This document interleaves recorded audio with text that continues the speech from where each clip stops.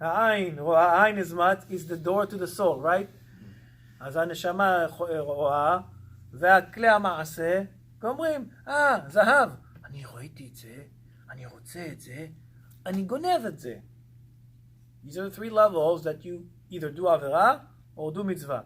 So it says, the דבקות השכלית, what does that mean? That you blend the human thought with the שכל האלוקי העליון, with the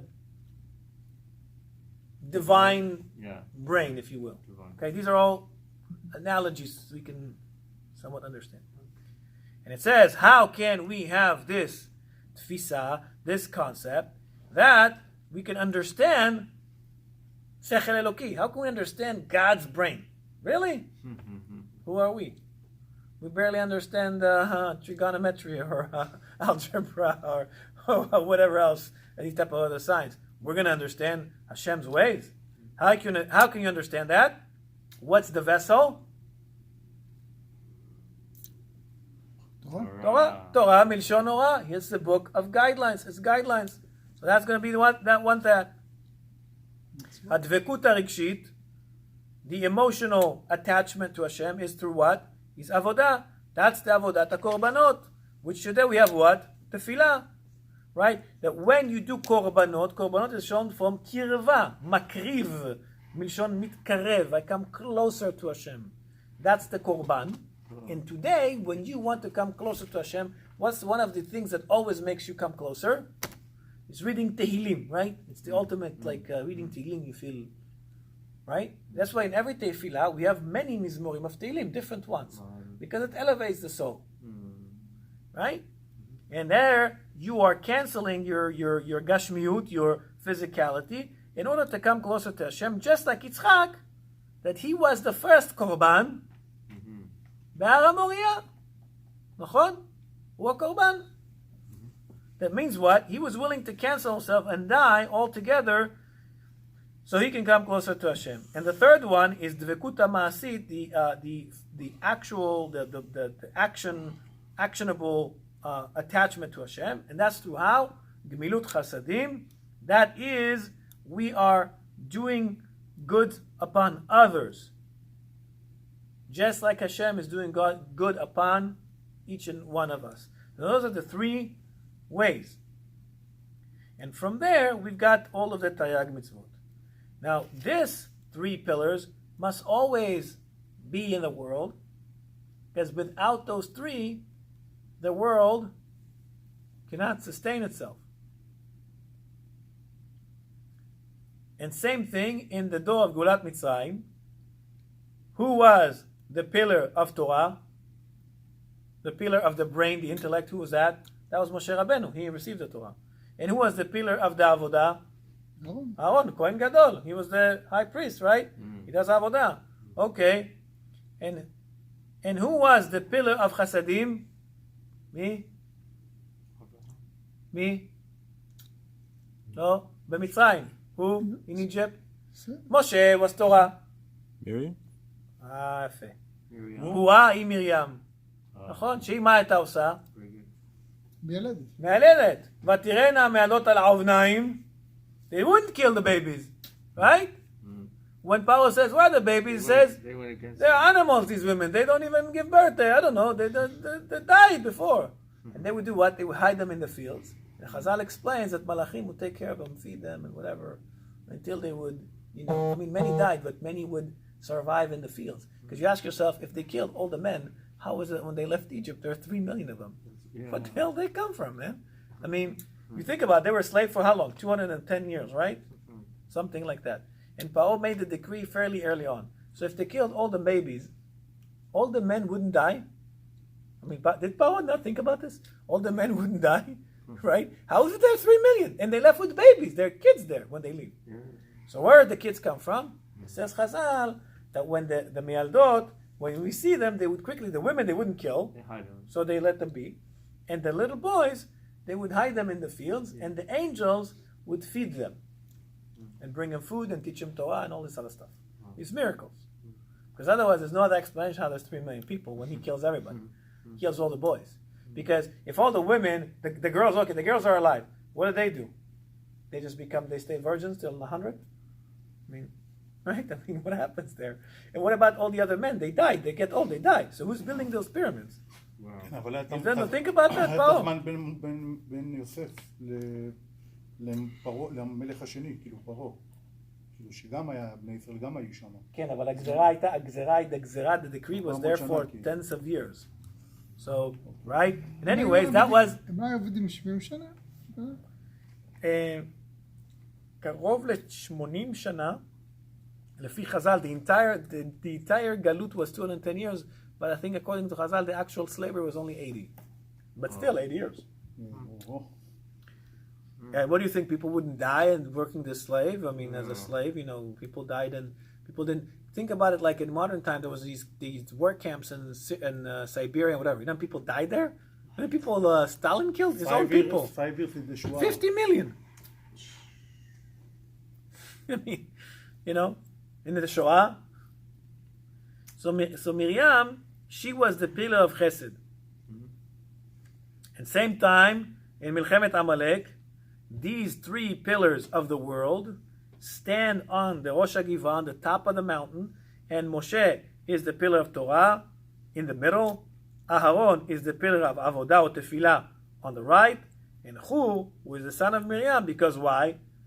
Because Miriam at that point, she passed. So Hu, he is the son, he is her predecessor, he is on the left. Because only when you have those 3 pillars, you can beat Amalek, which Amalek symbolizes what? We talked about doubt. Amalek is doubt. Amalek, Gimatria, Safek. So Hashem says, ultimately, you have to get rid of Amalek, because I created a Safek in the world, so you have a choice, but eventually I don't want you to have any Sfekot, and therefore we don't need Amalek. That's why you have to get rid of Amalek. And we said Amalek today, where is Amalek? In us. In us. Because you can't, where is he? Can you identify a nation and say 100% positively that the Amalek? You cannot. You don't know. He's spread into many nations. So the real Amalek you have to kill is the one inside of you, that when you want to make decisions, you got these doubts, what are you going to do? All right. And the opposite of Rivka is Achia Lavan. That Lavan also, he runs to greet the guests. But why? Because he saw the gold and jewels that his sister has. He doesn't really run to give. He runs to what? Receive. Yeah. Okay? Yeah. And the receiving something is the opposite of being attaching to the midot of the Boreh. Whereas the Kadosh Baruch Hu is all about giving, not about receiving. You can't give him anything. The only thing you can give him is the ability to give. If he says, I want to give, but I need you to cooperate with me. So by the way, when we do tefillah, we think that we're praying for ourselves, but really we're doing Ratzon Hashem. Why? Because we're praying for Hashem to give us, and when we're praying for Hashem to give us, if we have the kavanah that we're praying to get, so Hashem can give and we can help him fulfill his ultimate will of giving, then we're praying for him, really, not for ourselves. That's a trick in the tefillah. Have that concept. So, and you know why? Because the Kadosh Baruch Hu doesn't receive from us anything. He only is a giver. But Lavan, all he wants is to receive. He's the opposite.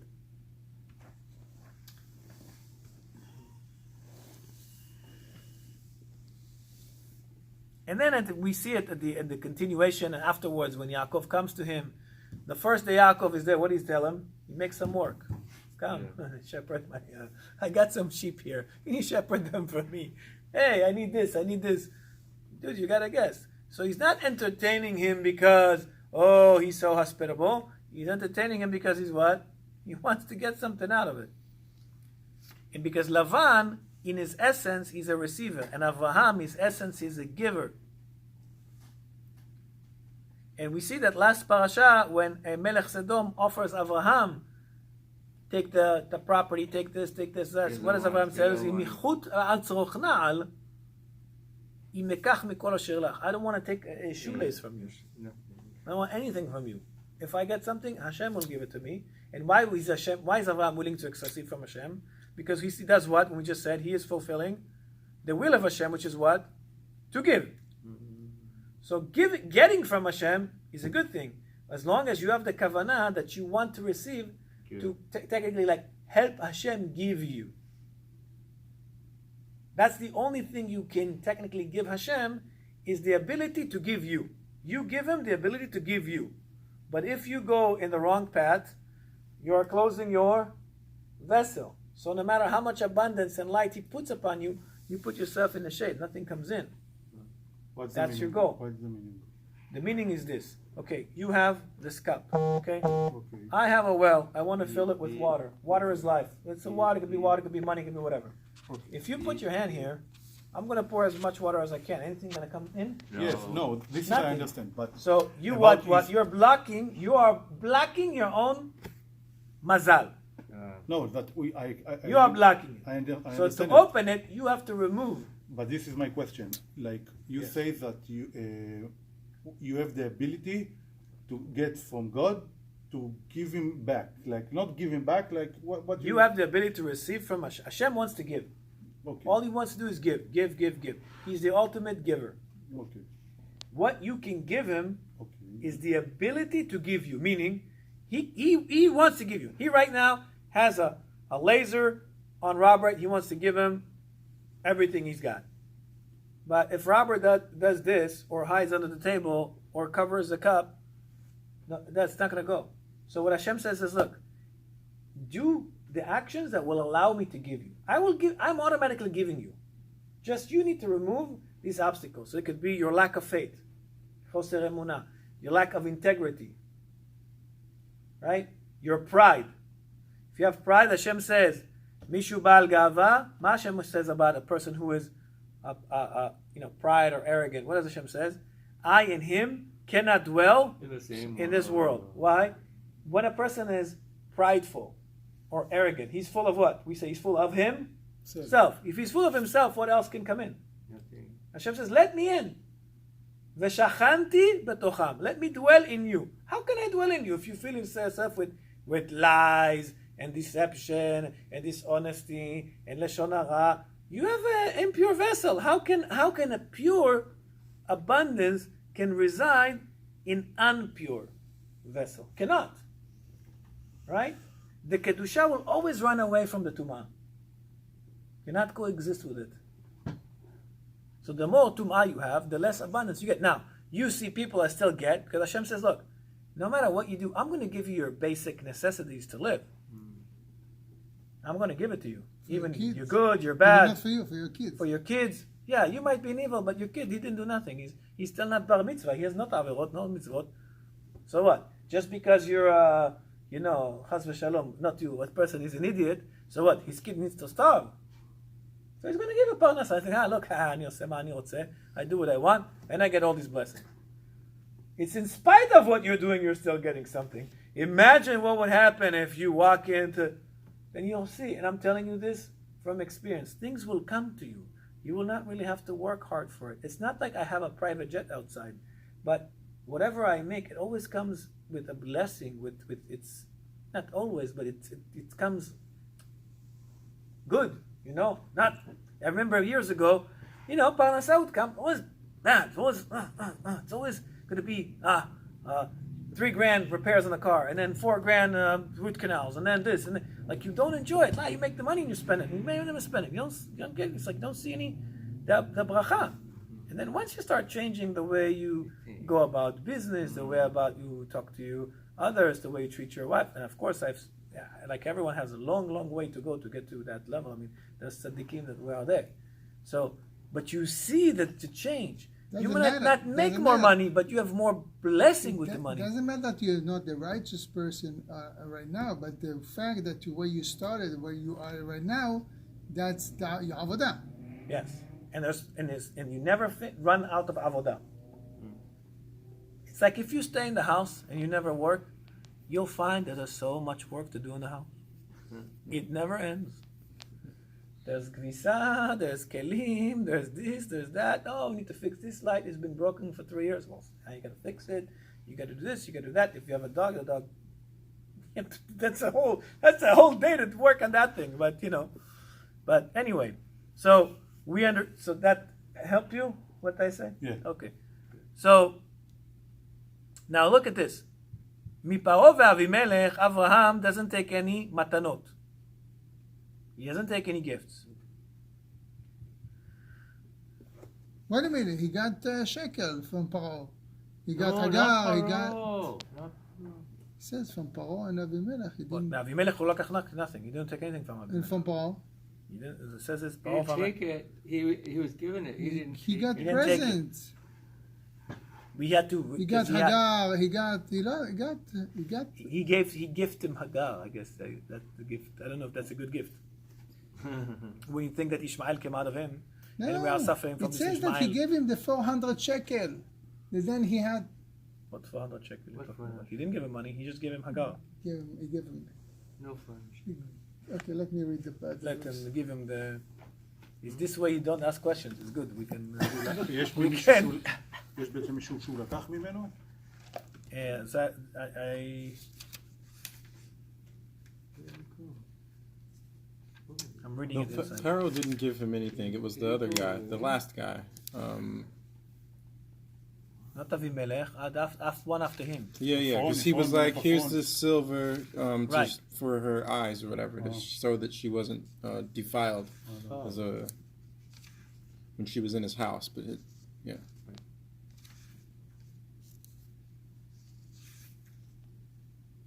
Gotta get his name. Okay.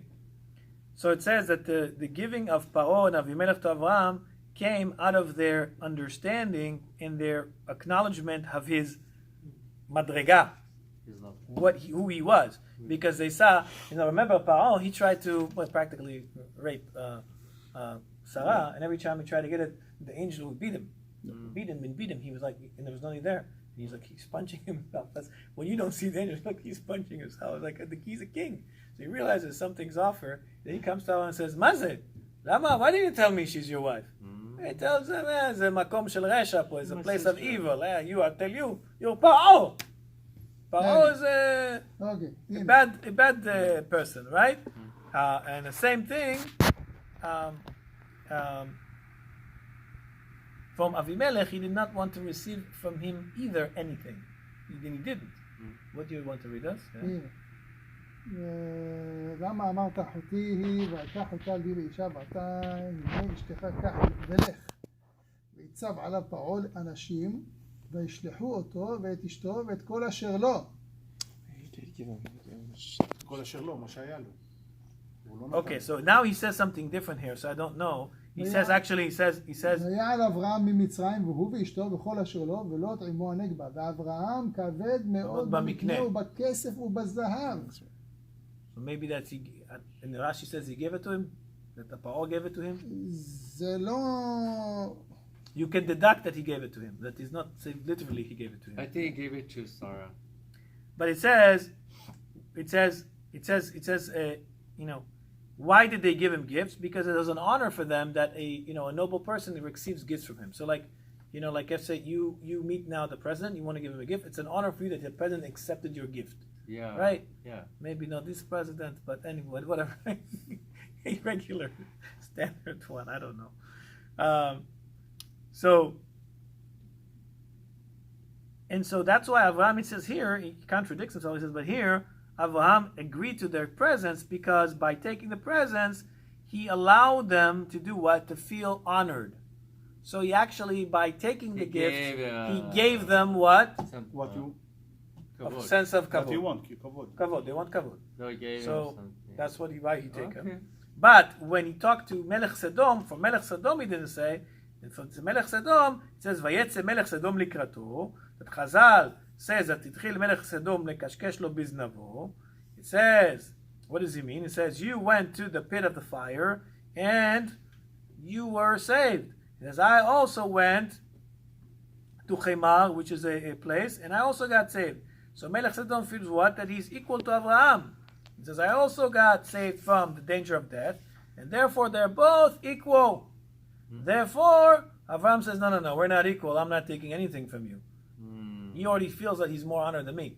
Paro and Avimelech, you're right, he did take from Paro. And Paro and Avimelech, he was willing to take something from them. Why?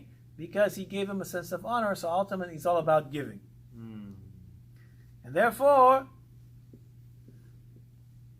Melech Sodom doesn't see that he's being honored by Avram taking something from him. He sees himself as giving to Avram. And therefore Avram is not willing to do that because Avram wants to give. He receives from these other two to give him a sense of honor. But this guy only wants to give him to show him that he's better than him. And Avram is not willing to do that. And then it says Lavan is of course the Hipucha Gamush Avram Rivka. He talks about that. And he says Lavan is not a stupid person. Definitely when it talks about money, that he's very clever and very calculated. And he also comes to a conclusion that is spiritual completely. He says, Nichashti v'avachen Hashem b'galecha.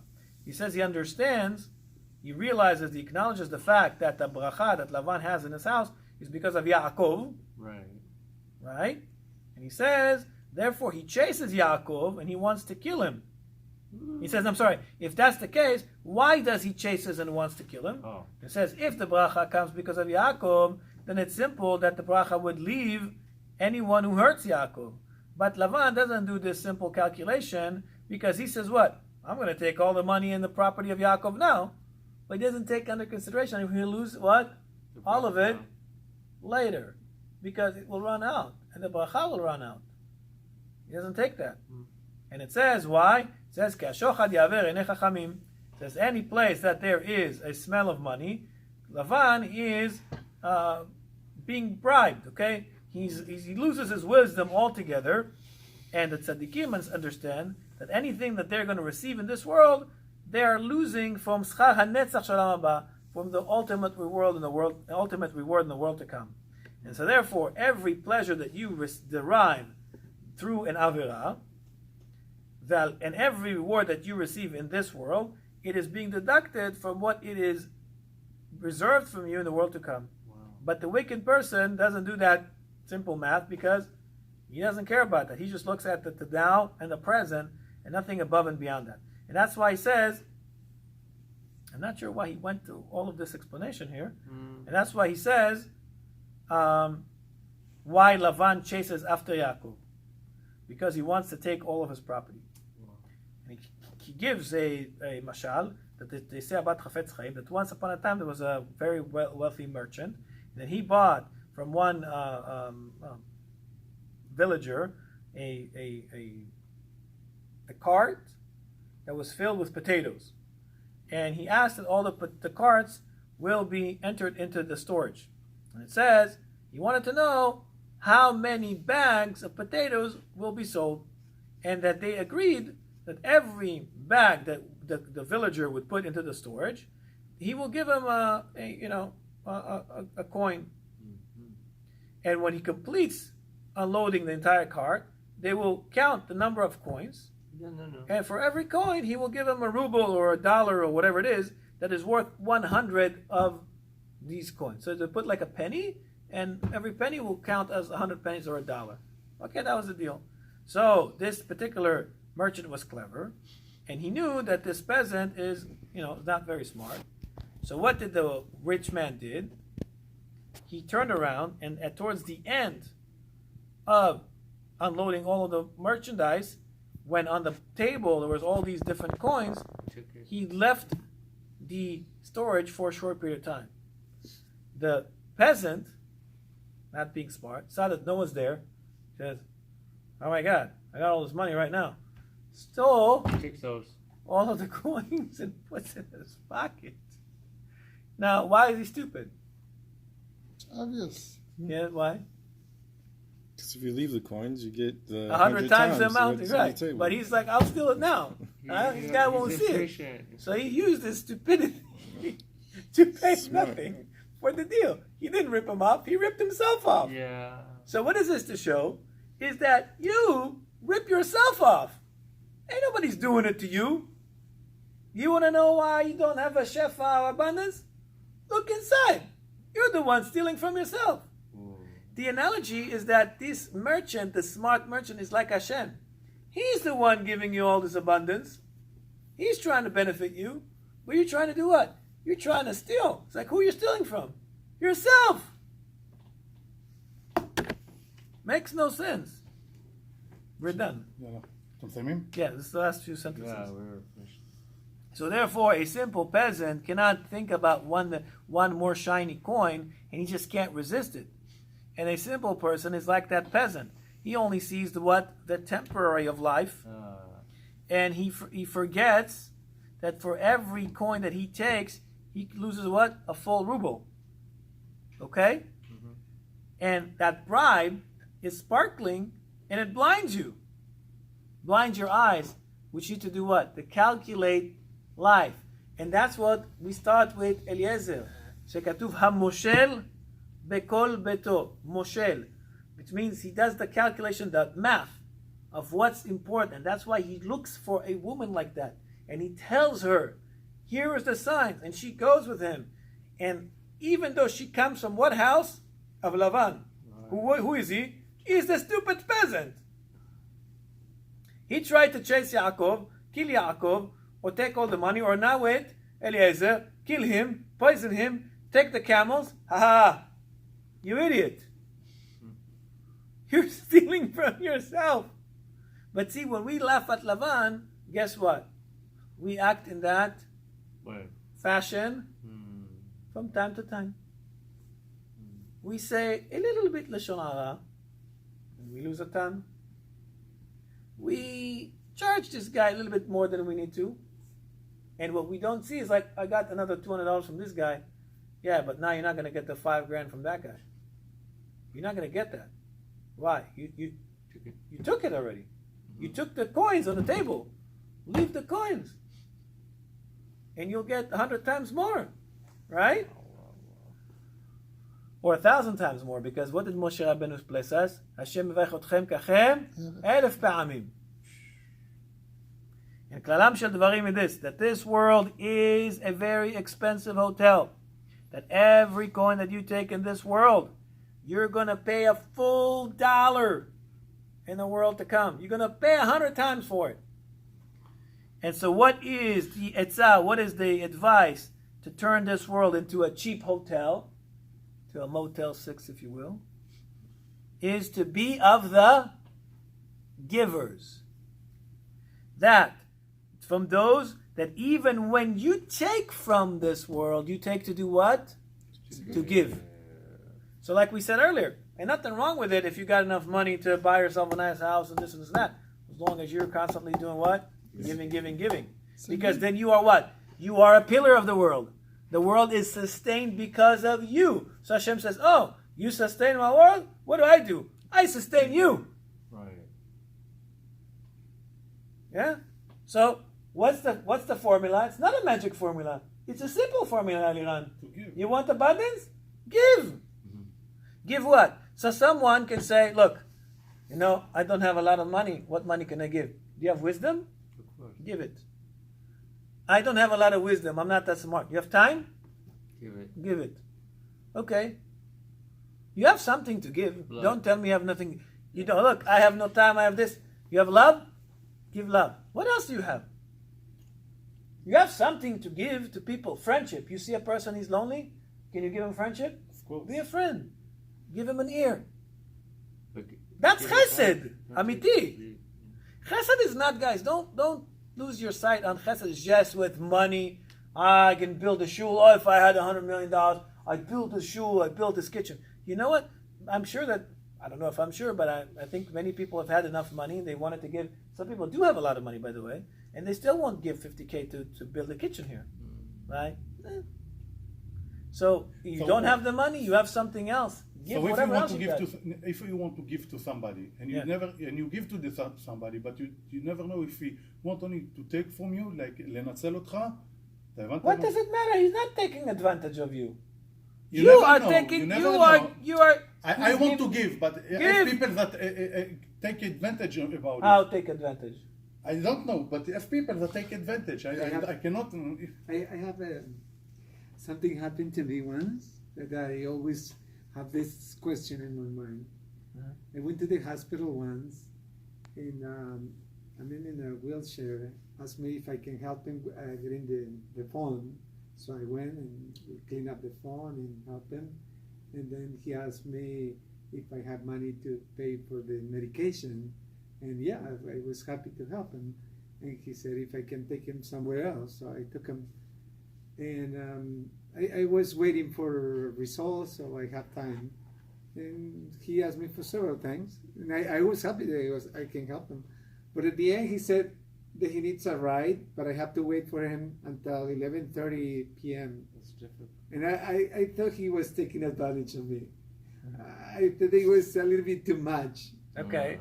And then I say, no, I got things to do. I got to go to work. And I never feel guilty that I didn't do it. I told him I can help you with some money, but I'm not going to wait. Okay. So this is what you think So, of- so I tell you, okay. So I don't know the details Well, of what you was know what? I keep, this has been years, but I always keep that in my mind. Did I do it wrong? Should I Look, we do all it? do sometimes do it. Like sometimes a person walk to you and ask for money, and he tells you his story, then he asks for money. But if you pay attention close to the story, you're like, wait a minute. Doesn't make He has sense. money, and this guy's driving his car, and then he was like, this guy came. He says, okay, I was trying to find a place here in Irvine, and I met with this company, the Irvine company. And, oh, they're very strict.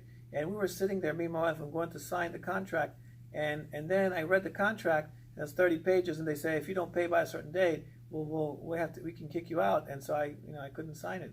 And then he says he's in the money. He hasn't worked for 6 months. Okay. Ooh. So let me ask you this: how can you rent an apartment, the Irvine Company? If you ever rented an apartment from Irvine Company, They're you know they strict. ask for 3 times the salary. So if your rent is $3,000 a month, they want you to make 9. Mhm. You don't need 9. You can make 6 and still rent it. Nope, that's their policy. 3 times the rent. Wow. 3 times the rent, and the first month is the last month. So if you were going to sign a lease, that means they approved you, right? So what is that? I mean, just there's something missing in the story.